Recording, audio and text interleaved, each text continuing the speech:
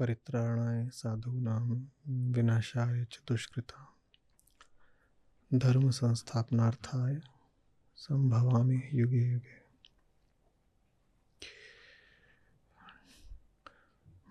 बहुत प्रचलित श्लोक है और जितना ज़्यादा ये प्रचलित है उतने ही साधारण तल पर इसका अर्थ हुआ है, क्योंकि प्रचलन का मतलब ये होता है बात का और अधिक अधिक जन साधारण तक पहुंचना,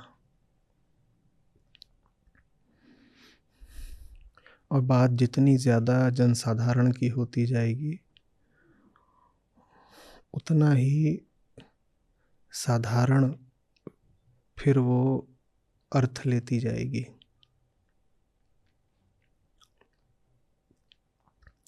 साधारण अर्थ कुछ इस तरह से है कि ये एक जगत है, इस जगत में कुछ अच्छे लोग होते हैं, कुछ बुरे लोग होते हैं। जो अच्छे लोग होते हैं वो दुर्बल होते हैं, जो बुरे लोग होते हैं वो सबल होते हैं। अच्छे लोगों को साधु कहा गया है श्लोक में, बुरे लोगों को दुष्कर्मी कहा गया है। और जगत की ये रीत है, साधारण अर्थ, जगत की ये रीत है कि यहाँ जो अच्छा होता है वो तो दुर्बल होता ही है, और जो दुष्कर्मी है, दुष्कृत्य करता है, वो जीतता है। तो इसी तरह एक तरफा खेल चल रहा होता है। तराजू का पलड़ा झुका होता है असत्य की ओर। तब धर्म की इतनी हानि होते देख करके श्री कृष्ण कहीं किसी जगह पर किसी काल में अवतार लेते हैं। ये साधारण अर्थ है ना।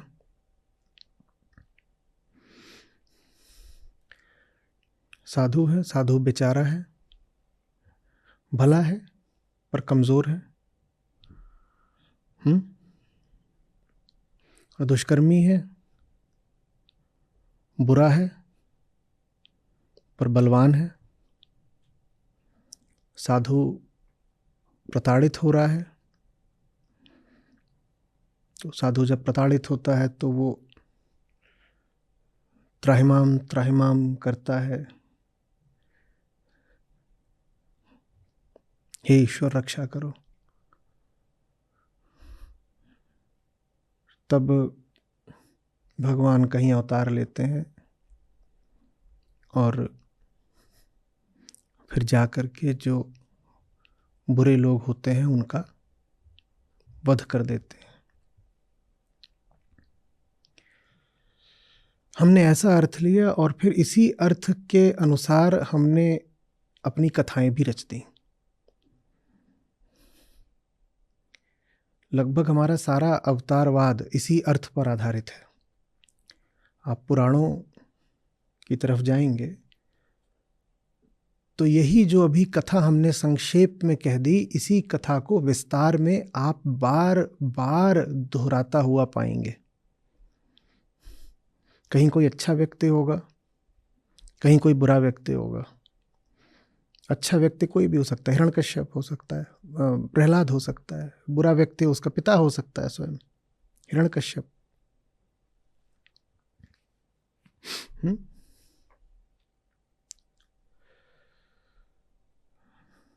अच्छे व्यक्ति वो सब देवगण हो सकते हैं जो रावण की कैद में थे, और रावण तो है ही बुरा।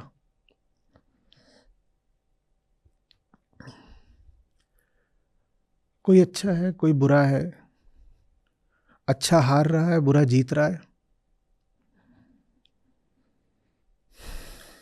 तो कोई एक विशिष्ट व्यक्ति देह धरता है, अवतरित होता है, और फिर वो युद्ध करके जो बुरे लोग हैं उनका विनाश कर देता है। यही कथा हमने बार बार सुनी है, और ये कथा एक सिद्धांत बनकर हमारे मन में बैठ गई है। उस सिद्धांत में 2-3 बातें हैं। पहली बात, अच्छाई तो दुर्बल होती ही है। परित्राणाय साधूनाम, माने साधु को रक्षा की जरूरत पड़ेगी। साधु अपनी रक्षा के लिए किसी दूसरे पर आश्रित है। विनाशाय च दुष्कृताम, जो बुरा आदमी है वो इतना बुरा है और इतना ताकतवर है कि उसको हराने के लिए एक विशिष्ट प्रबंध करना पड़ता है, कुछ खास आयोजन करना पड़ता है, किसी ईश्वरीय शक्ति को अवतरित होना पड़ता है। वो जो बुरा आदमी है वो इतना ज़बरदस्त है, सोचो कि वो अच्छे आदमी के हराए तो हारता ही नहीं, उसको हराने के लिए स्वयं भगवान को उतरना पड़ता है। ये सब बातें सिद्धांत बनकर हमारे भीतर बैठ गई हैं कि अच्छे हो तो फिर कैसे रहोगे? दुर्बल रहोगे। और बुरे हो तो तुम इतने सबल रहोगे कि स्वयं ईश्वर को आना पड़ेगा तुम्हें हराने के लिए। माने बुरे की तुलना भी किससे हो गई? ईश्वर से। ये तो बुराई का बड़ा महिमा मंडन हो गया भाई। बुराई को इससे बड़ी उपमा उपाधि क्या चाहिए थी? लो मिल गई। और अच्छाई को बना दिया बेचारा। अंग्रेजी में कहते हैं गुड मैन फिनिश लास्ट।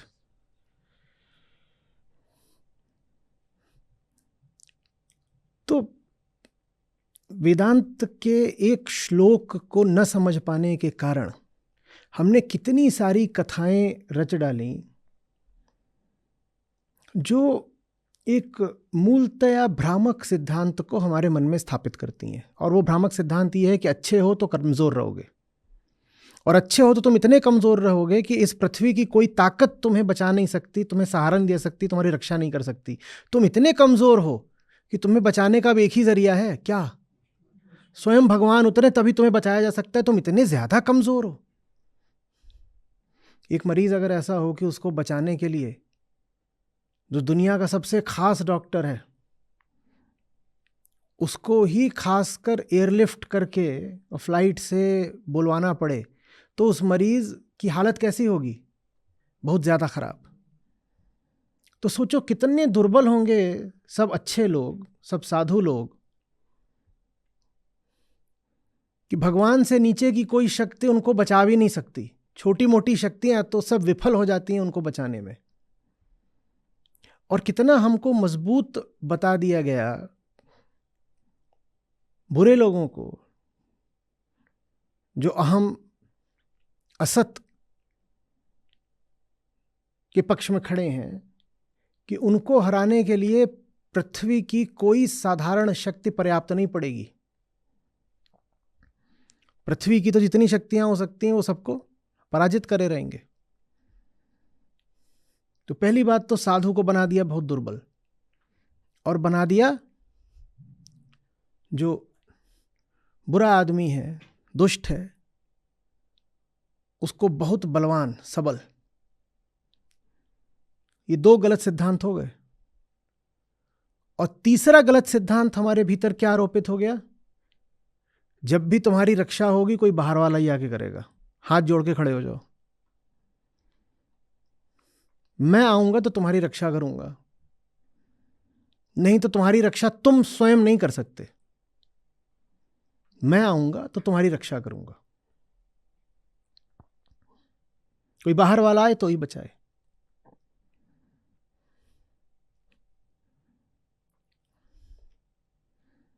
और हर सनातनी के भीतर यही बात फिर बैठ गई, क्योंकि इसी बात को बार बार दोहराया गया है हमारी सब लोक कथाओं में, पौराणिक कथाओं में, हमारी जनसंस्कृति में। ये बात अब बार बार इतनी बार आती है कि हमने हाथ जोड़कर खड़े हो जाने को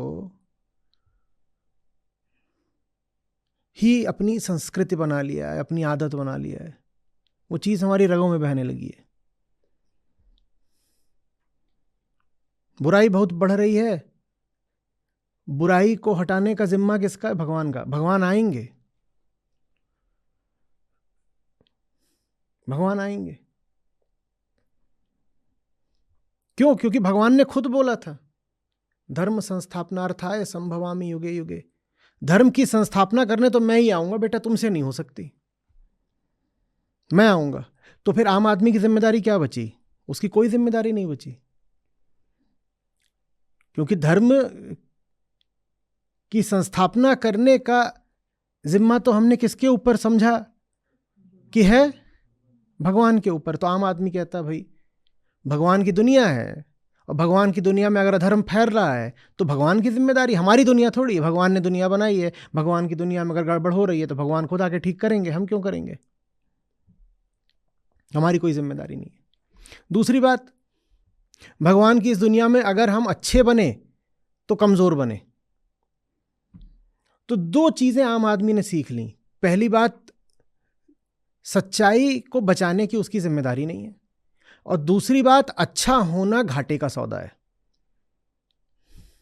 तो क्या नतीजा निकला? नतीजा यही निकला कि आम आदमी ऊपर ऊपर से भले ही भगवान के सामने हाथ जोड़कर खड़ा रहा, पर भीतर ही भीतर वो अधर्म के साथ हो लिया, क्योंकि हमने उसको यही समझा दिया कि अधर्म ही बलवान रहता है भाई।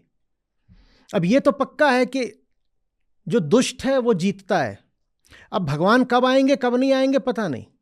उन्होंने तो बोल दिया संभवामि युगे युगे, पर कौन से युग में आएंगे पता नहीं। और युग भी हमारा एक होता है पता नहीं कितने लाख करोड़ साल का, हमारी छोटी सी जिंदगी, उसमें भगवान आए ना आए हमें क्या पता। हम तो ये कहते हैं भाई कि अवतार भी कुल मिलाकर अभी तक गिनती के हुए हैं, और हम कहते हैं कि ये जगत करोड़ों वर्ष पुराना है, उसमें गिनती के अवतार हुए हैं।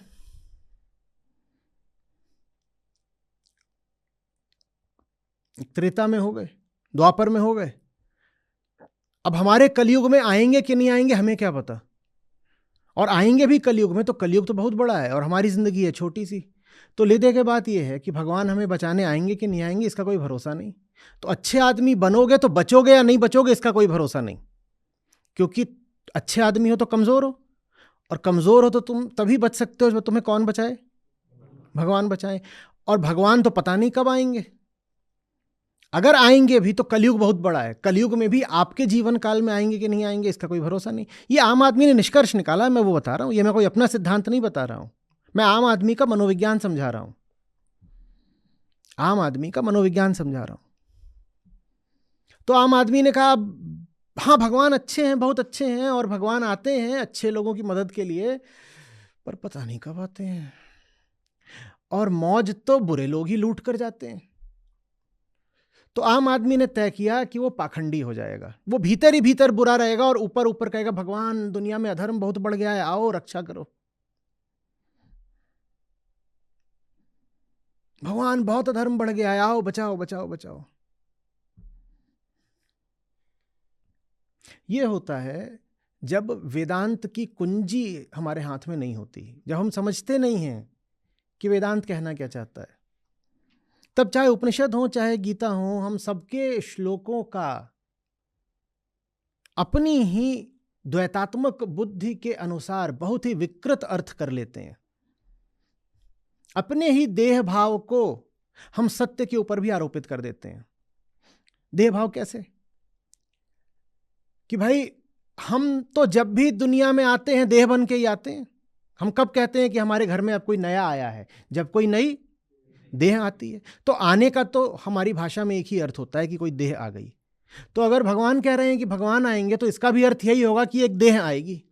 ये हमारी साधारण बुद्धि है। तो हम सोचते हैं किसी घर में भगवान पैदा होंगे, किसी खास घर में, किसी खास जगह पर, किसी खास मुहूर्त में भगवान पैदा होंगे, क्योंकि भगवान ने कहा आएंगे, और आने का मतलब तो एक ही होता है, देह का पैदा होना। और ये अर्थ हमने क्यों लगा रखा है? क्योंकि हम स्वयं देह बनकर बैठे हुए हैं। आप देख रहे हो अर्थ का अनर्थ, क्या समझाना चाह रहे हैं श्री कृष्ण और क्या हमने समझ लिया, और उसके कितने खतरनाक परिणाम होते हैं। उसके परिणाम ये हुए हैं कि सनातनी कभी अपनी रक्षा के लिए स्वयं नहीं खड़े हो पाए, या हुए भी तो आधे अधूरे। जब बहुत उत्पीड़न हो रहा था देश में हिंदुओं का, उस वक्त भी हिंदू स्वयं नहीं खड़े हो पाए, सिख खड़े हुए। चादर हिंद किसको बोला जाता है? चादर हिंद किसको बोला जाता है? किसी हिंदू को नहीं बोला जाता, क्योंकि हमारे मन में तो यह बात है कि भगवान आएंगे, हमें बचाएंगे, हमें क्या करना, हमें बस ये करना है, भगवान आओ हमें बचाओ। तो फिर हमें अगर बचाना है तो कोई बाहर वाला ही आके बचाए। अब सिख भी हिंदुओं की ही एक धारा है, पर वो धारा वो है जो द्वैत से इनकार करती है। निर्गुण भक्ति है सिख धर्म, निर्गुण की भक्ति। आप उनसे पूछेंगे वाहिगुरु का स्वरूप बताओ, तो कोई सिख नहीं बताएगा। वाहिगुरु का कोई स्वरूप नहीं होता। आप किसी सिख से पूछिए, क्योंकि गुरु ग्रंथ साहिब में राम शब्द इतनी बार आता है, पूछिए राम माने कौन, तो कहेंगे राम निर्गुण है।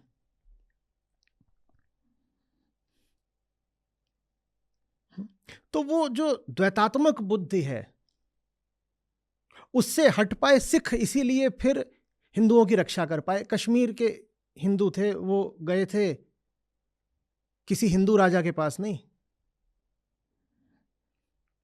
सिख गुरुओं के पास गए थे कि रक्षा करो। तो ये जो हमने देह भाव पकड़ रखा है कि भगवान जब भी आएंगे कहीं अलग जगह पर आएंगे और देह धर कर आएंगे, इस भाव ने हमें कहीं का नहीं छोड़ा। हमने सारी जिम्मेदारी भगवान के ऊपर डाल दी, और भगवान नहीं भी है तो कोई और हो, हमें कुछ नहीं करना, हमें बस ये करना है। आज भी लोग मिलते हैं, कहते भगवान ने बोला आएंगे, भगवान आओ। भारत पर आक्रमण होते थे, आप इतिहास पढ़िएगा, बहुत बड़ी तादाद में जनसाधारण मंदिरों में इकट्ठा हो जाता था। वहां पर उनको पंडितों पुरोहितों द्वारा चटनी चटाई जाती थी, मीठी गोली दी जाती थी कि तुम यहां बस घंटे घड़ियाल बजाओ, ये जो आक्रांताओं की फौज है ये हार जाएगी, क्योंकि भगवान ने बोला है कि भगवान आएंगे। अब ये सब विधर्मी लोग हैं, म्लेच्छ, ये हम पे आक्रमण कर रहे हैं, तो इनको हराने की जिम्मेदारी किसकी है? फिर भगवान। भगवान आएंगे, संभवामि युगे युगे बोल के गए ना, तो भगवान आएंगे। ये होता है जब हम गीता जी को समझते नहीं, जब हम झुकने की जगह अपने ग्रंथों पर भी चढ़कर बैठ जाते हैं। अहंकार ऐसा ही होता है, वो धर्म ग्रंथ के सामने झुकता नहीं है, वो अपने ही अनुसार धर्म ग्रंथ का विकृत अर्थ कर डालता है। वो कहता है मैं ऊपर हूं ना, तो धर्म ग्रंथ को भी मेरे हिसाब से चलना पड़ेगा। आप देखते नहीं हो, ये एकदम उल्टा अर्थ कर देते हैं। कहीं कहीं पे तो शब्द बदल देते हैं, शब्द कुछ और है, दूसरा शब्द डाल के बता देंगे देखो यहां पे ग्रंथ में ये लिखा हुआ है।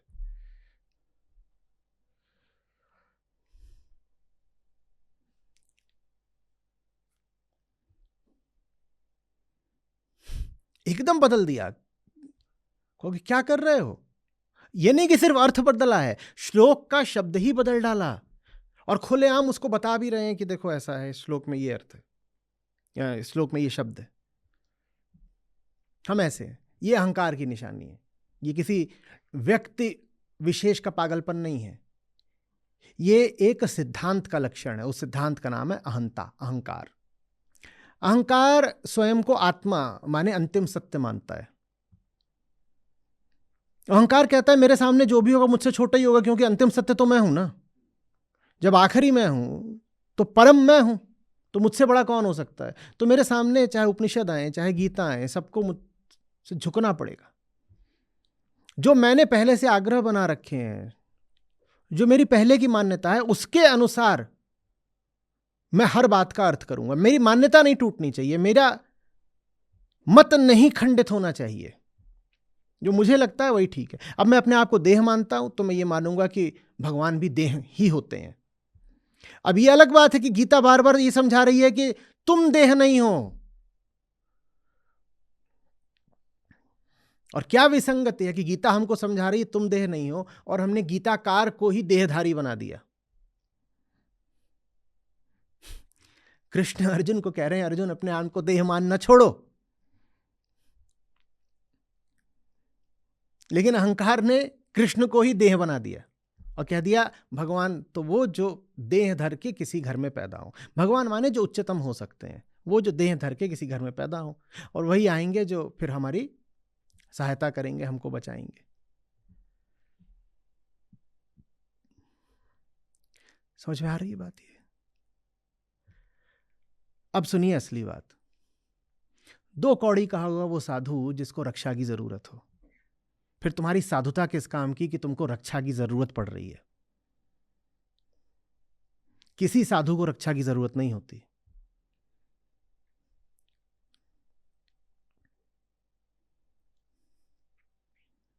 साधु वो जिसके पास ऐसा कुछ बचा ही नहीं जिसको दुनिया, समाज, संयोग, काल छीन सके, वो होता है साधु। जो अभी ऐसा कुछ पकड़े बैठा है जिसका दुष्ट व्यक्ति नाश या हरण कर सकता है, तो ऐसा व्यक्ति गृहस्थ है, साधु तो नहीं है। किसी साधु को रक्षा की जरूरत नहीं होती है। जिसको रक्षा की जरूरत होती है वो आम संसारी, अहंकारी, उसको चाहिए होती है रक्षा। रक्षा के लिए आकुल कौन रहता है? अहंकार, क्योंकि असुरक्षित है वो, क्योंकि झूठा है वो, मिथ्या है वो। जो मिथ्या होता है वो हमेशा डरा होता है कहीं मिट ना जाऊं। साधु क्या मिटेगा? साधु के भीतर तो जो मिटने वाली चीज थी साधु ने स्वयं मिटा दी बहुत पहले। साधु को कौन मिटाएगा? साधु क्यों डरेगा? साधु के पास अब ऐसा है क्या कि उसकी रक्षा की जाए? ये पहली बात अच्छे से समझिए। हम सोचते हैं साधु माने वो जो दीनहीन, दुर्बल है, सड़क पे घूम रहा है, उस बेचारे को कोई भी आके चांटा मार गया तो उसको रक्षा की जरूरत होती है। आप गलत समझ रहे हो। साधु की देह का आप कुछ भी कर लो, साधु की देह साधु नहीं होती। साधु को नहीं रक्षा चाहिए, और कोई मिले आपको कहता हुआ बार बार कि बचाओ मुझे, तो साधु नहीं है।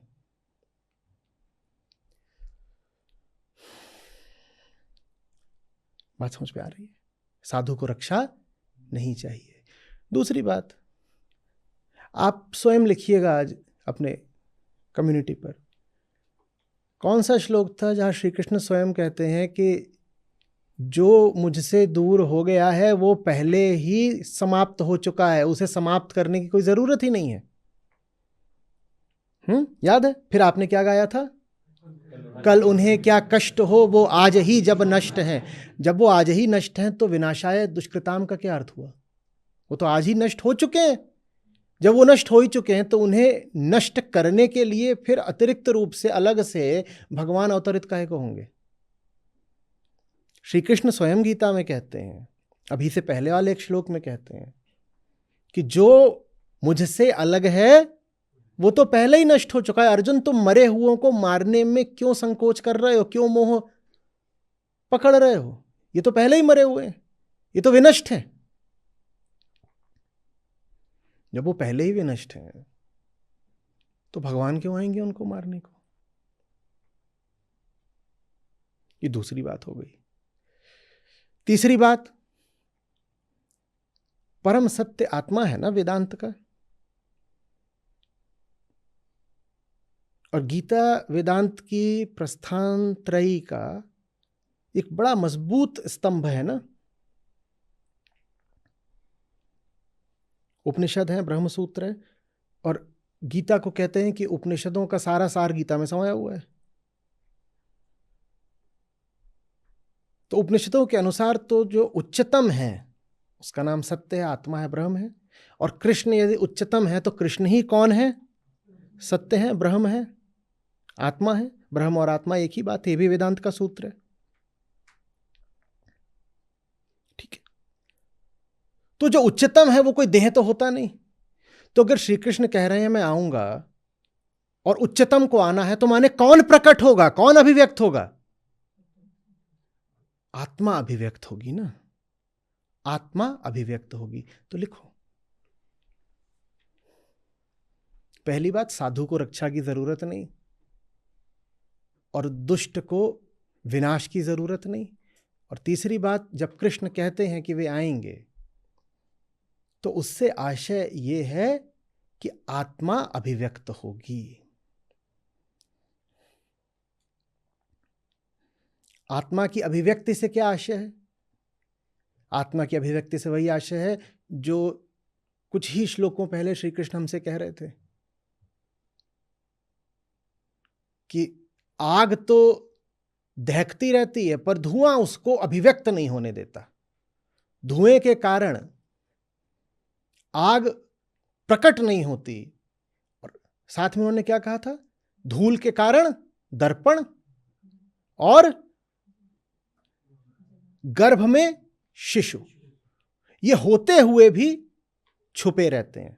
तो आत्मा की अभिव्यक्ति का यही मतलब है कि अहंकार कटेगा। क्या गाया था आपने तब? आग दहके पर धुएं से प्रकाश ढक सा जाता है, जब काम भरा हो आंख में तब सच नजर नहीं आता है। गाया था ना, आग दहके पर धुएं से प्रकाश ढक सा जाता है। तो श्री कृष्ण के आने का अर्थ यही है कि धुआं छटेगा। आग तो है ही, आत्मा की ना तो खोज करनी पड़ती है ना आविष्कार, धुआं हटाना पड़ता है बस। तो ये जो पूरा श्लोक है, फिर धुएं माने अहंकार के हटाने की बात है, धुएं के हटाने की। पर धुएं के हटाने की बात में ये परित्राणाय साधूनाम, ये कहां से आया? विनाशाय च दुष्कृताम, ये कहां से आया? ये क्यों आया? यहां है असली सूत्र, आप समझिएगा।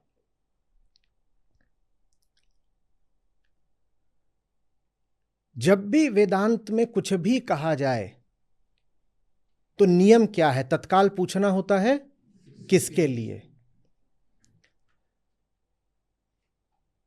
तो साधु कहा गया, आपको तत्काल पूछना है साधु, और कहा गया दुष्ट, आपको पूछना है दुष्ट। दुष्ट आपके लिए, क्योंकि सारे श्लोक संबोधित हैं आपको। कृष्णत्व को, सत्य को प्रकट होना है किसके भीतर से? आपके भीतर से। तो जहां साधु कहा गया है मतलब आपके लिए जो साधु है,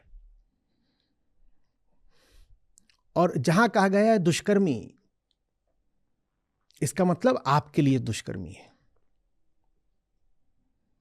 और जहां कहा गया है कृष्ण का प्राकट्य, माने आपके भीतर से कृष्ण प्रकट होंगे। देखिए बात किधर को जा रही है, समझिए।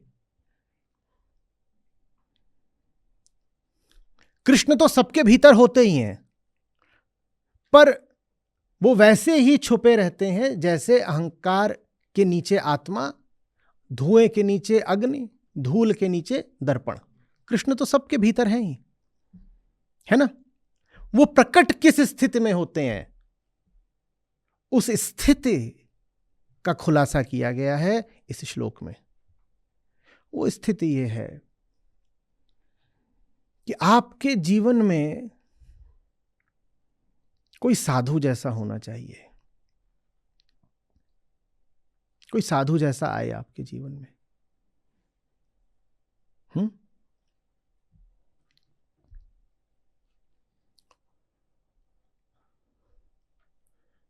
और आपका धुआं काटने की खातिर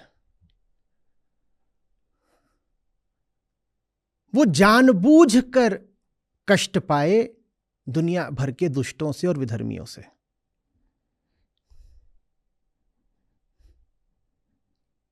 तब जाके आपके भीतर कृष्ण उदित होते हैं।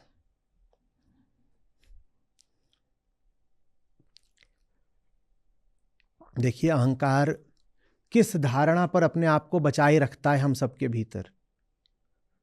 अहंकार कहता है आत्मा जैसा कुछ होता नहीं, अच्छाई जैसा कुछ होता नहीं, सत्य जैसा कुछ होता नहीं, ये सब बेकार की बातें हैं, किस्सों कहानियों की बातें हैं, छटाओ। आपके भीतर अहंकार कटता तब है जब आपको अपनी आंखों के सामने अच्छाई का प्रमाण मिलता है। लिखिए प्रमाण, बड़ी बात है, प्रमाण।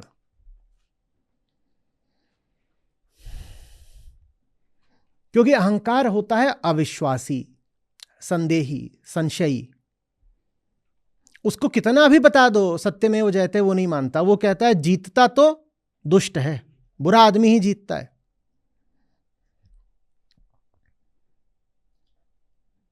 श्रद्धा नहीं होती ना अहंकार के पास, वो अविश्वासी होता है। उसको अच्छाई पर विश्वास नहीं होता, उसने जीवन भर अपने बस स्वार्थ का खेल देखा होता है।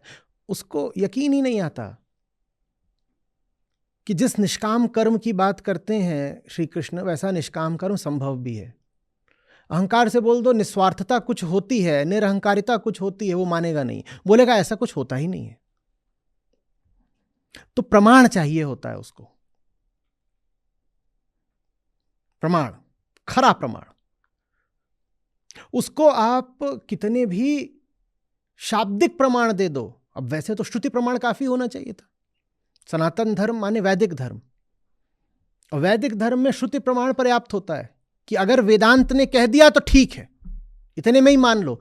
पर अहंकार मानता नहीं, वो ऊपर ऊपर से कह देगा हाँ श्रुति सम्मत बात है तो ठीक ही होगी, पर मानता नहीं है। भीतर से, भीतर ही भीतर वो यही मानता रहता है कि जो दुष्ट हैं, दुर्जन हैं, वही जीतते हैं। तो प्रमाण उसे कैसे आए, प्रमाण कैसे आए? सूत्र यह है कि जो जैसा होता है उसे उसी के तल पे प्रमाण देना पड़ता है। वेदांत पूछता है ना किसके लिए, तो प्रमाण किसके लिए, जो जैसा है उसे उसी के तल पे प्रमाण देना पड़ेगा। प्रमाण हमें किसको देना है कि अच्छाई होती है? अहंकार को, आम आदमी को, झुन्नूलाल को, उसी को प्रमाण देना है ना कि अच्छाई होती है। उसे ये प्रमाण क्यों देना है? क्योंकि उसे ये विश्वास ही नहीं है कि सत्य जैसा कुछ होता है, और चूंकि उसे विश्वास नहीं है तो इसीलिए वो अपने भीतर सत्य को आविर्भूत होने भी नहीं देता, प्रकट, मैनिफेस्ट होने नहीं देता। वो उसे प्रमाण नहीं मिलता कि अच्छाई होती है, निष्कामता होती है, निस्वार्थता होती है। तो कहता है कि फिर बुरे ही बने रहो, क्योंकि जो बुरा होता है वही तो यहां पे सबल है, वही तो जीत रहा है, तो बुरा बना रहता है। मूल समस्या अविश्वास की है, मूल समस्या जो है अश्रद्धा की है। उसे यकीन ही नहीं आता कि, और ये क्यों, यकीन क्यों है? उसका जो सारा अनुभव रहा है पूरे जीवन का, वो यही रहा है कि कोई भी उससे मिला है तो स्वार्थ हेतु मिला है। अनुभव हर आदमी का यही है ना पूरी जिंदगी में। कोई आपसे हाथ मिलाता है तो स्वार्थ के लिए मिलाता है, कोई गले मिलता है स्वार्थ के लिए मिलता है, कोई मुस्कुराता भी है आप स्वार्थ के लिए, कोई रिश्ता बनाता है स्वार्थ के लिए बनाता है। तो अहंकार कैसे यकीन कर ले कि निस्वार्थता कुछ होती भी है? उसे यकीन नहीं आता। तो हमें उसको विश्वास दिलाना है, यकीन दिलाना है। और हम कह रहे हैं किसी को भी विश्वास उसी तल पर दिलाया जा सकता है जिस तल पर वो स्वयं होता है। ठीक? अहंकार किस तल पर जीता है? अहंकार अपने आप को क्या मानकर जीता है? अहंकार जीता है देह के तल पर, तन के तल पर, और थोड़ा अगर वो और विकसित हो गया तो मन के तल पर। तन और मन, इन्हीं दोनों से जुड़ करके वो जीता है। आम आदमी की जिंदगी में यही दो चीजें हैं जो महत्व रखती हैं। शरीर स्वस्थ रहे, मन प्रसन्न रहे, यही है ना। अहंकार इन्हीं से तो जुड़ के जीता है। शरीर बढ़िया चलना चाहिए, शरीर बढ़िया नहीं चलेगा तो अहंकार दुख मानेगा, और मन को चोट लग जाएगी, कामना नहीं पूरी होगी तो भी अहंकार दुख मानेगा। तो साधु वो है जिसे अपनी रक्षा की कोई जरूरत नहीं, पर वो निष्काम हो करके दूसरे को प्रमाण देना चाहता है। और दूसरे को प्रमाण उसी तल पर दिया जा सकता है जिस तल पर वो है। साधु दिखाना चाहता है कि हां निष्कामता संभव है, निष्कामता संभव है। वो तभी दिखाया जा सकता है जब आम आदमी के लिए साधु खून बहाए। खून बहाना माने तन गलाना, और आम आदमी तन के तल पर ही तो है। या आम आदमी के लिए साधु अपमान सहे। अपमान मन के तल पर होता है। अपमान में आपके वहां पे चोट नहीं लग जाती, पर मन पर चोट लगती है। आम आदमी का अपमान होगा, मन पे चोट लगेगी। तो साधु जैसे अभिनय करता है, आम जन के लिए साधु अभिनय करता है, या जानबूझकर अपने आप को ऐसी स्थितियों में डालता है जहां बुरे लोग आकर के उसके तन पर आघात करेंगे और मन का अपमान करेंगे। समझ में आ रही बात? साधु को अपने लिए ऐसा कुछ करने की जरूरत नहीं थी, क्योंकि अपने लिए करने वाला साधु कहलाता नहीं। जो अपने लिए कुछ भी करे उसे साधु नहीं बोला जाता। तो साधु जानबूझकर चोट खाता है तन और मन के तल पर आम आदमी के लिए, क्योंकि आम आदमी जीता ही है तन और मन के ही तल पर। उसी तल पर चोट खाओगे तभी उसको कुछ जता पाओगे, वरना उसे जता नहीं पाओगे। जो जिस तल पर होता है उसी तल पर उससे बात हो सकती है ना। आप 16वीं मंजिल पर बैठे हैं किसी इमारत की, और कोई बैठा है बिल्कुल पहली मंजिल पर या तलहटी में, तहखाने में मंजिल के। आप 16वीं मंजिल में बैठकर उससे कैसे बात कर लोगे? जो जहां का होता है उससे वहीं जाके बात करनी पड़ती है। अब आम आदमी ऊपर उठ के 16वीं मंजिल पर तो आने से रहा, तो साधु वो है जो जानबूझ करके 16वीं मंजिल पर चला जाता है। पर जाना पर्याप्त नहीं है। जाने से क्या होगा? वो वहां साधु का वेश धर के खड़ा हो जाएगा, कहते हैं सब पाखंडी है, साधु वाधु कुछ नहीं होता। तो साधु फिर कुछ ऐसा करके दिखाता है जो आम आदमी कभी कर ही नहीं सकता। अब अहंकार को झटका लगता है। आम आदमी किसी भी हालत में दूसरों के लिए तन और मन पर चोट बर्दाश्त नहीं करता, और अगर भूले भटके वो तन और मन पर चोट खाएगा भी तो उस चोट का पूरा मुआवजा निकालेगा। आप दूसरों की खातिर हो सकता है कुछ कर भी दो, मान लो तन से आपने कुछ श्रम कर दिया किसी के लिए और थकान आपने तन पर डाल ली, लेकिन फिर उस श्रम का आप पूरा मुआवजा लेते हो। या मन से भी आपने किसी के लिए कुछ कर दिया तो उससे भी आप कहते हो देख मैंने तेरे लिए इतना कुछ करा, आप मेरे लिए बराबर का कर या और ज्यादा कर। बिल्कुल निस्वार्थ होकर के। अहंकार ने किसी को किसी के लिए कुछ करते कभी देखा नहीं। तो साधु उतरता है आम आदमी के तल पर और कहता है मैं तुझे कुछ ऐसा दिखाऊंगा जो तूने कभी देखा नहीं, और उससे तुझे प्रमाणित होगा कि जो तू बना बैठा है वो अनिवार्य नहीं है, कुछ और संभव है। जो कुछ और संभव है वो मैं करके दिखाता हूं। तो साधु जानबूझ करके अपने ऊपर आफत बुलाता है, जिस आफत को बुलाने की उसे सच मानिए कोई जरूरत नहीं थी। वो जानबूझ करके अपने ऊपर कष्ट डालता है। और कष्ट कैसे डालता है? अपने आप को अभिव्यक्त करके। साधु कौन है? वो जिसके भीतर कृष्णत्व है। साधु अपने कृष्णत्व को अभिव्यक्त करता है। जितने अकृष्णवादी हैं वो सब साधु के विरुद्ध हो जाएंगे। तो फिर जहां साधु है वहां दुर्जन भी आ गया। ये दोनों हमेशा जोड़े में चलेंगे। साधु फिर जानबूझकर ऐसी स्थितियां पैदा करता है कि उस पर आघात हो, और वो जो आघात हो वो किसके सामने हो? आम आदमी के सामने हो। आघात कहां हो? तन पर हो और मन पर हो, क्योंकि तन पर ही चोट लगती है तभी आम आदमी को कुछ बात समझ में आती है, तभी थोड़ी उसको रेजोनेंस होती है। तो खड़ा हुआ है आम आदमी और उसके सामने साधु अपने साधुत्व को, अपनी साधुता को प्रकट कर देता है। और आम आदमी के इर्द गिर्द सब कितने होते हैं? कौन लोग हैं? सब दुर्जन। और जैसे ही साधुता प्रकट होती है दुर्जनों के लिए खतरा पैदा हो जाता है, तो सब दुर्जन मिलकर क्या करेंगे? साधु पर वार करेंगे। ये जो साधु फिर रक्त बहाता है, इससे आम आदमी के भीतर कुछ छटता है, कुछ कटता है। साधु की तो अधिक से अधिक देह कटी, लेकिन उसकी देह को कटते देख करके फिर आम आदमी के भीतर कुछ विशेष कटता है, कुछ अहंकार कटता है। और अहंकार कटाने की कृष्ण प्रकट हो गए। संभवामि युगे युगे।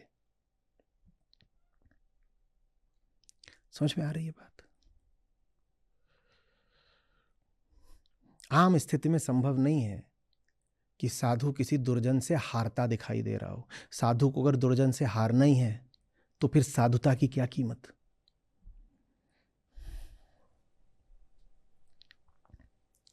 समझ रहे हैं बात को?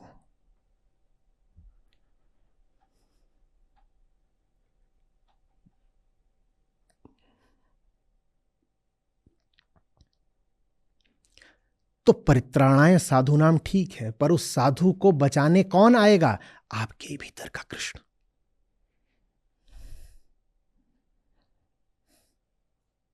और साधु अपनी दुर्दशा दिखा करके जब आपके भीतर के कृष्ण को जगाएगा,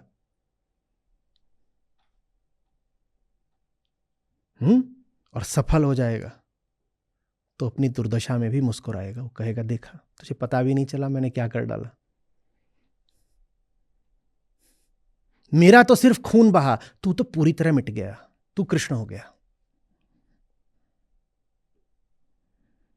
और आप तब तक अपने अहंकार को हटाएंगे नहीं जब तक आपके सामने किसी साधु की बलि नहीं चढ़ेगी। आप नहीं हटाओगे, आप मानोगे ही नहीं। आप कहोगे होगा कोई फरेबी पाखंडी।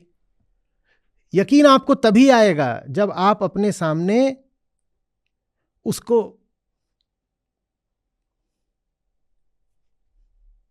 बड़े से बड़ा कष्ट पाता देखोगे। कई बार तो जो आखिरी कष्ट होता है, आखिरी कीमत, तभी यकीन आता है। नहीं तो लगता है कि जैसे हम पाखंडी वैसे वो भी पाखंडी। जैसे हम बिना स्वार्थ के कुछ करते नहीं, वैसे ये भी जो कुछ कर रहा है इसमें कुछ तो स्वार्थ होगा। अब कैसे यकीन दिलाएं कि स्वार्थ है कि नहीं? तो उसका फिर एक ही तरीका है, उसी के सामने पिटो और दुर्जन से पिटो। उसी के सामने पिटो। एक चीज में अभी छूट गई है। आम आदमी को पता कैसे चलेगा कि जो पिट रहा है वो साधु है? आम आदमी के सामने कार्यक्रम चल रहा है, साधु जानबूझ के पिट रहा है अभिनय जैसा, और दुर्जन से पिट रहा है। पर आम आदमी को पता कैसे चले कि जो पिट रहा है वही साधु है? आम आदमी ये भी तो सोच सकता है जो पीट रहा है वो साधु है। तो उसका तरीका है, साधु पहले जितनी भलाई और अच्छाई हो सकती है वो करता है आम जन के साथ, ताकि थोड़ा तो विश्वास आने लगे कि ये आदमी अच्छा है। साधु हो ना हो आदमी ठीक है। साधु हो ना हो आदमी ठीक है। और पहले वो आपके साथ अच्छाई करता है और फिर दुनिया भर के दुर्जनों से पिटता है, क्योंकि उसने आपके साथ अच्छाई करी। तब आपके भीतर फिर कृष्ण उठते हैं धर्म संस्थापनार्थाय। कृष्ण ऐसे ही नहीं उठेंगे आपके भीतर। आप जब अपनी आंखों के सामने घोर अधर्म होता देखोगे तभी कृष्ण उठेंगे आपके भीतर। और वो घोर अधर्म आप तभी देख सकते हो जब आपकी आंखों के सामने कोई साधु हो और कोई विधर्मी हो, और विधर्मी से बुरी तरह कष्ट पा रहा है साधु। लेकिन ये मत समझ लीजिएगा कि साधु सचमुच कष्ट पा रहा है, या साधु दुर्बल होने के कारण कष्ट पा रहा है। साधु जब भी कष्ट पाएगा किसी विशेष प्रयोजन से पाएगा। उसके साथ अब संयोगवश कुछ होता नहीं है। वो अब राजा हो चुका है, वो मालिक हो चुका है, वो आत्मा हो चुका है। और आत्मा माने परम, सबसे बड़ा राजा। साधु के साथ ऐसा नहीं है कि कोई दुर्जन संयोगवश दुर्व्यवहार कर जाएगा, नहीं। उसके साथ अगर दुर्व्यवहार होगा तो उसकी मर्जी से होगा। वो जानते बूझते अंगारों पर चलेगा आपको जगाने के लिए। और फिर साधु को आप बचाओगे। आप कैसे बचाओगे साधु को? आप मिटकर बचाओगे। आप मिटते हो तो कृष्ण उदित होते हैं। आप कहोगे मैं हूं, मैं आया हूं, धर्म संस्थापनार्थाय, धर्म की संस्थापना मैं करूंगा। और अगर आप नहीं करोगे तो कोई नहीं कर सकता। भूल जाइए ये बात कि कहीं और कोई पैदा होगा सुदूर किसी जगह पर, विशेष किसी घड़ी में, और वो आकर के धर्म की रक्षा करेगा। धर्म की रक्षा या तो आप करोगे, नहीं तो कोई नहीं करेगा। क्योंकि अधर्म कहां है? यहां कहीं घूम रहा है क्या हवा में? अधर्म है कहां? यहां। जब अधर्म यहां है तो धर्म भी तो यहीं पैदा होगा ना। ये आपको क्यों लग रहा है कि अधर्म तो यहां है पर धर्म कहीं और पैदा होगा? आपको ही कृष्ण होना होगा। और हम कृष्ण होते हैं स्वयं को मिटा करके। हम जब तक हैं तब तक हम कृष्ण नहीं हो सकते।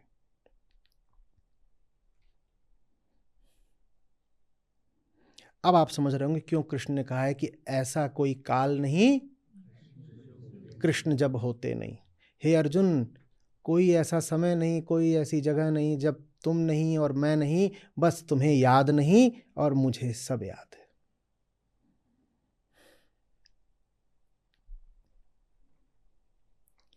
समझ में आ रही है बात? तो कृष्ण आए, फिर इसके लिए क्या शर्तें हुई? कृष्ण आए उसके लिए शर्तें हुई कि आपके जीवन में कोई साधु होना पर्याप्त नहीं है। उस साधु से आपको थोड़ा बहुत कुछ लाभ हो रहा हो, पर लाभ होना भी पर्याप्त नहीं है। उससे आपको लाभ हो रहा हो और फिर उसको आप पाएं कष्ट पाते हुए, ठीक इसीलिए क्योंकि उसने आपको लाभ दिया, तब आप कहोगे ये सचमुच अच्छा आदमी था, ये मेरी भलाई कर रहा था, ये मुझे मुक्ति की तरफ ले जा रहा था। और चूंकि मुझे मुक्ति की तरफ ले जा रहा था, इसीलिए दुनिया भर के दुष्ट इसके ऊपर टूट पड़े हैं। और वो क्षण होगा जब आपकी स्वयं को लेकर के और संसार को लेकर के जितनी मान्यताएं हैं छनछना के टूटेंगी। आपने तो यही मान रखा था कि दुनिया में सब एक से ही होते हैं, कोई कम स्वार्थी, कोई ज्यादा स्वार्थी। जब आप साधु को देखेंगे, साधु आपके लिए जो कर रहा है उसको देखेंगे, और फिर साधु आपके लिए करके जो कष्ट पा रहा है उसको देखेंगे, तब आपको समझ में आएगा नहीं, सब पहली बात स्वार्थी नहीं होते। दूसरी बात, जब कोई निस्वार्थ कुछ करना चाहता है तो स्वार्थ की बड़ी बड़ी ताकतें होती हैं जो गोलबंद होकर के, घेरा बना करके उसके खिलाफ हो जाती हैं। तब कृष्ण आएंगे, सचमुच आएंगे। कहाँ आएंगे? यहां आएंगे। तो प्रतीक्षा छोड़ दीजिए कि कृष्ण कब आएंगे। लोग लगे हुए हैं पूछने में कि अगला अवतार कब आएगा। आप ही के भीतर से आना है भाई। आप जगेंगे तब आएगा, आप नहीं जगोगे तो कभी नहीं आएगा।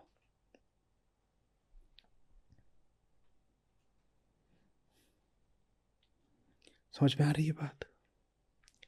कथाओं पर मत जाइएगा। पर ऐसा हुआ था ना कि साधु लोग थे, बहुत परेशान हो गए थे, और साधुओं को जब राक्षसों ने बहुत सता दिया तो फिर वो गए और उन्होंने फिर परमपिता से प्रार्थना की। तो परमपिता ने कहा कि ठीक है, मैं फलाने दिन फलानी जगह फलानी महिला के गर्भ से जन्म लूंगा और फिर मैं तुम लोगों की रक्षा करूंगा। छोड़िए कथाओं को। कथाएं सब बहुत बाद में रची गई हैं। वेदांत सब कथाओं से पुराना है, और ज़्यादातर कथाएं जो लोक संस्कृति में व्याप्त हो गई हैं, उन कथाओं में वेदांत के प्रति नासमझी है। सनातन धर्म कथाओं का धर्म नहीं है, सनातन धर्म वैदिक है, वेदांत का धर्म है। कथाओं को धर्म मत बना लीजिएगा। और जो मैं बात बोल रहा हूं वो कथाओं के इतनी विपरीत है कि बहुत लोगों को स्वीकार ही नहीं होगा, और बहुत लोग उग्र हो जाएंगे, भारी विरोध करेंगे। मैं कह रहा हूं विरोध बाद में करिएगा, पहले समझने का थोड़ा प्रयास तो करिए।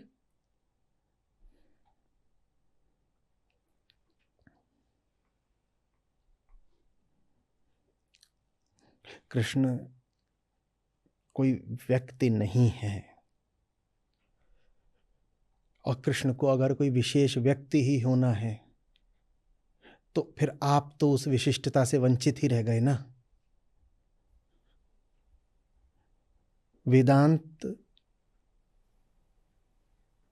सबको अधिकारी मानता है परम उपलब्धि का। समान अधिकार है सबका, और समान दायित्व है सबका। प्रत्येक व्यक्ति जो जन्मा है वो मुक्ति मात्र के लिए जन्मा है। मुक्ति उसका अधिकार भी है और दायित्व भी। और मुक्ति ही वो परम बिंदु है जहां आपको पहुंचना है। मुक्ति को ही कृष्णत्व बोलते हैं।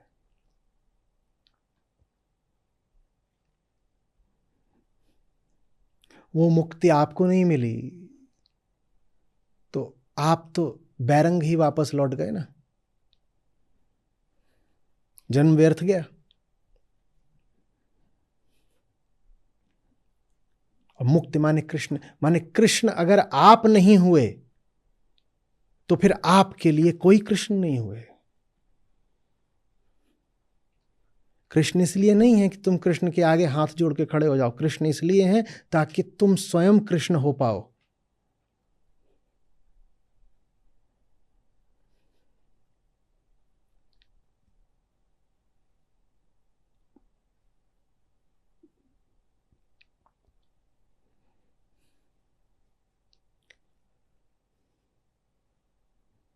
ये वेदांत सार है।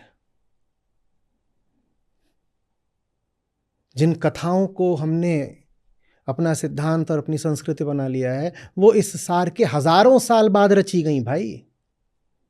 और वो लोक कथाएं हैं, वो आम आदमी को तक थोड़ी बहुत कुछ अच्छाई पहुंच सके इसलिए रची गई थी। ये दोनों बातें याद रखो, वेदांत के हजारों साल बाद रची गई हैं वो सब लोक कथाएं।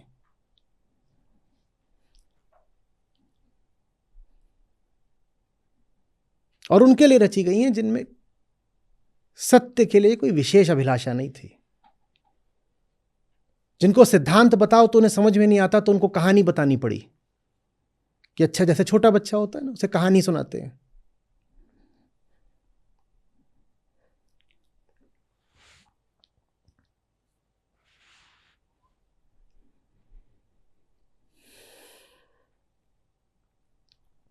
समझ में आ रही है कुछ बात?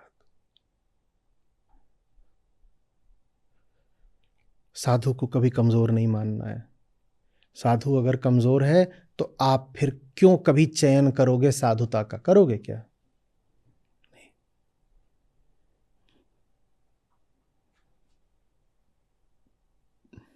और विधर्मी को कभी ताकतवर नहीं मानना है।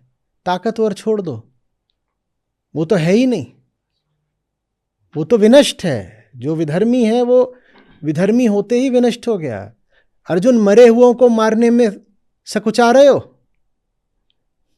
व्यंग करते हैं कृष्ण, तो तुम समझ ही नहीं रहे हो। मनुष्यों में जीवन इस बात से नहीं प्रमाणित होता कि सांस ले रहा है, चल फिर रहा है, खाना खा रहा है। मनुष्यों में जीवन इस बात से प्रमाणित होता है कि चेतना आत्ममुखी है कि नहीं है।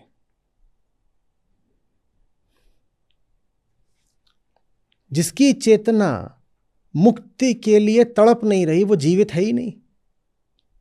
वो चल फिर रहा होगा, खा पी रहा होगा, कपड़े खरीदता होगा, दुकान में बैठता होगा, घर बनवाता होगा,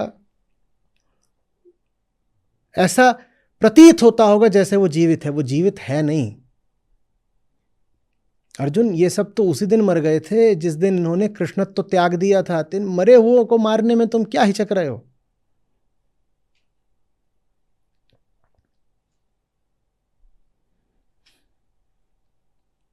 समझ में आ रही है बात? तो दुर्जन बनने का चुनाव मत कर लीजिएगा। दुर्जन बनना माने मृत्यु को चुनना। और मृत्यु आपको दुर्जन बनने के बाद कोई विशिष्ट व्यक्ति आके नहीं देगा। मृत्यु आपके चुनाव में ही निहित है। जिस क्षण आपने दुर्जन होने का चुनाव किया, उसी क्षण आप मर गए। ये मत सोचना कि चलो अभी तो बढ़िया चल रहा है ना, ठीक है, कृष्ण 10-15 साल बाद आके मारेंगे, 10-15 साल की तो मौज हो गई ना। नहीं, 10-15 साल की मौज नहीं हो गई। जिस क्षण आप दुर्जन बने, उसी क्षण आप मर गए। और मर गए कैसे? आधे अधूरे। क्योंकि जन्म मिला था मुक्ति के लिए, मर गए बिना मुक्ति के। तो पहली बात तो मरे, और वो भी भूखे प्यासे, आधे अधूरे, अपूर्ण मरे।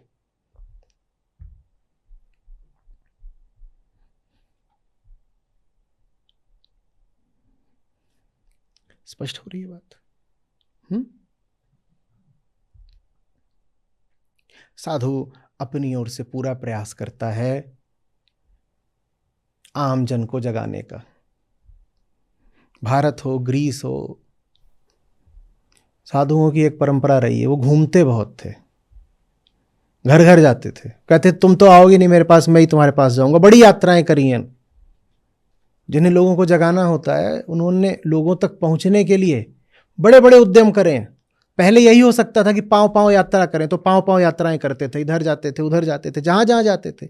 नाम ही पड़ गया रमता जोगी। क्या बोलते हैं संत कबीर, साधु जन रमता भला। वो रमते ही रहते थे। बहता पानी निर्मला, कैसे कि साधु को बहते पानी जैसा होना चाहिए, बंधे सो गंदा होए।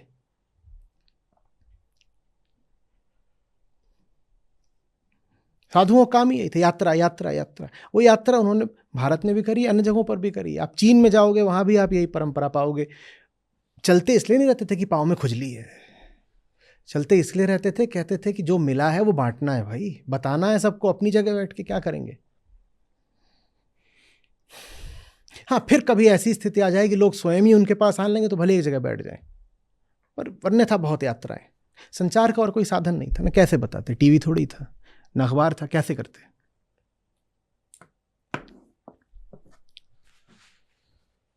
तो अपनी ओर से वो भरसक प्रयत्न करता है साधु कि आप तक सच्चाई पहुंचे, लेकिन हम नहीं मानते। हम कहते हैं अगर ये मेरे गांव में आया है और मेरे फिर घर के बाहर बोल रहा अलख निरंजन, तो ये इसलिए बोल रहा है इसे रोटी चाहिए।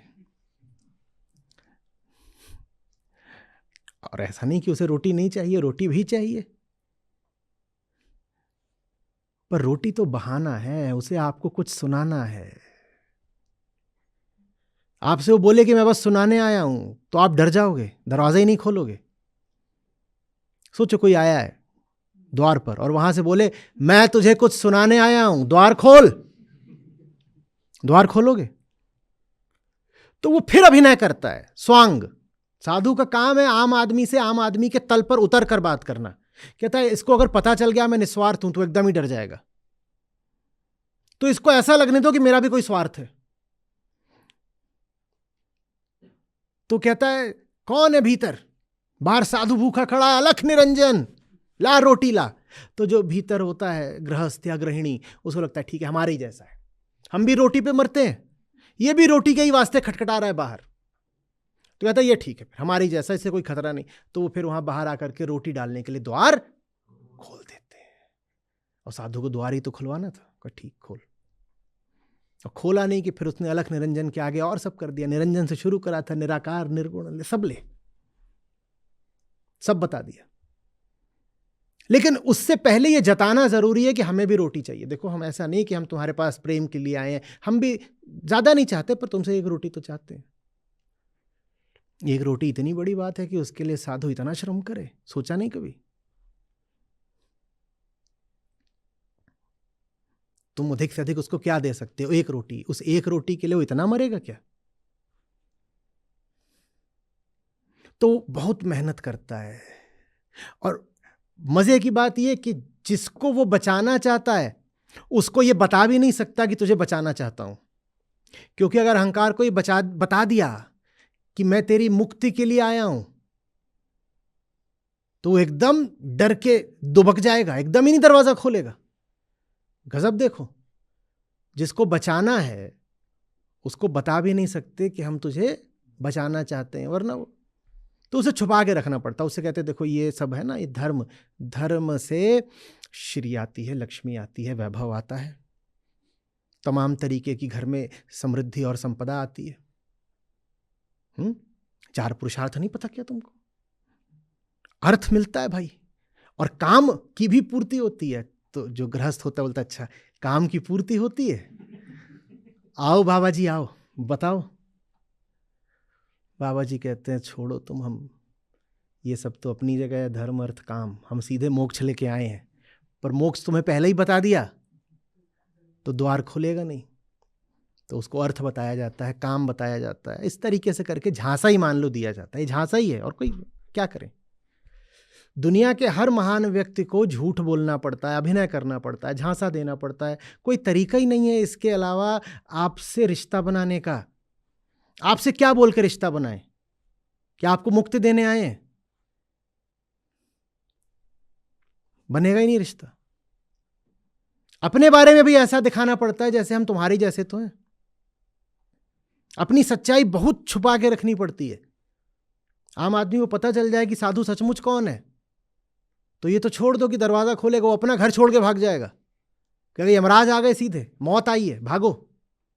घर छूटे तो छूटे, जिंदगी थोड़ी छूटनी चाहिए, घर भी छोड़ दो, बाबा जी घर तुम्हारा है, हम लांघ के छलांग के भाग गए पीछे से। समझ में आ रही बात? तो वो अपनी ओर से भरसक प्रयत्न करेगा सच्चाई को आप तक लाने का, पर वो थोड़ी ही सच्चाई आप तक ला पाएगा, क्योंकि वो क्या बनकर आया है, आपके ही जैसा बनकर आया है। वो ये बोल के आया है कि रोटी चाहिए, द्वार खोल दो, भिक्षाम दे।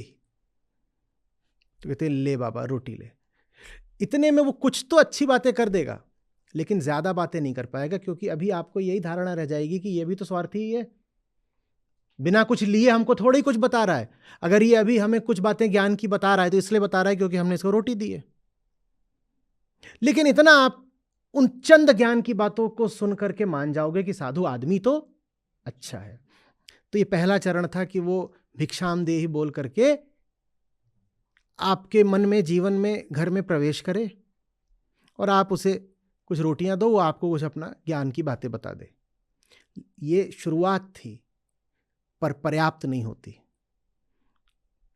आगे बात तब बनती है जब साधु कष्ट पाता है आपकी आंखों के सामने, और अब आप इनकार नहीं कर सकते कि साधु अच्छा आदमी है, क्योंकि उसने आपको बहुत समय तक ज्ञान दिया है, उसने आपकी भलाई करी है, उसने आपको कुछ ऐसा समझाया है जिससे आपको लाभ हुआ है। साधु कहता है अब ये तैयार हो गए हैं अगले चरण पे जाने के लिए। अगला चरण अब यही है कि मैं मार खाऊं। मार खाने के लिए कभी साधु खुद ही प्रबंध कर लेता है। ऐसे बहुत किस्से हैं इतिहास में जहां मरने वाले ने जानबूझ करके अपनी मृत्यु आयोजित करी कि मैं मरूंगा नहीं तो ये सुनेंगे नहीं, मैं मरूंगा नहीं तो इन्हें यकीन नहीं आएगा, मुझे मरने दो। और कई बार वो कष्ट, वो दुख आयोजित करने की जरूरत ही नहीं पड़ती, क्योंकि साधु जैसे ही गृहस्थ का भला करना शुरू करता है, जितने भी लोग गृहस्थ के साथ स्वार्थ से जुड़े थे वो साधु के दुश्मन हो जाते हैं। तो साधु को फिर कोई आयोजन नहीं करना पड़ता पिटने का। वो अगली बार आकर के बोलता है भिक्षाम दे ही, तो अंदर से 5 लठैत निकलते हैं, बोलते हैं हम दे रहे ना भिक्षा, ले। और गृहस्थ के सामने ही साधु को दनादन दनादन अपना कि बहुत ज्ञान देने आता था हमारे यहां, ले कुछ ज्ञान हमारे पास भी है।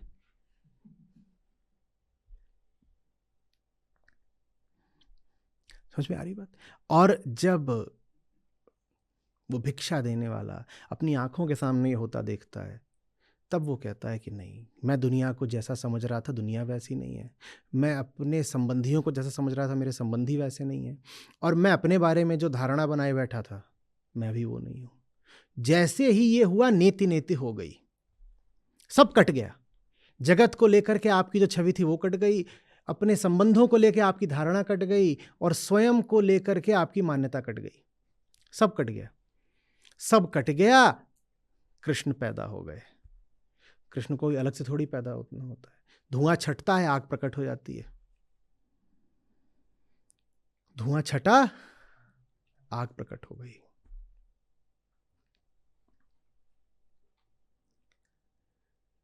समझ में आ रही बात? संभवामि युगे युगे।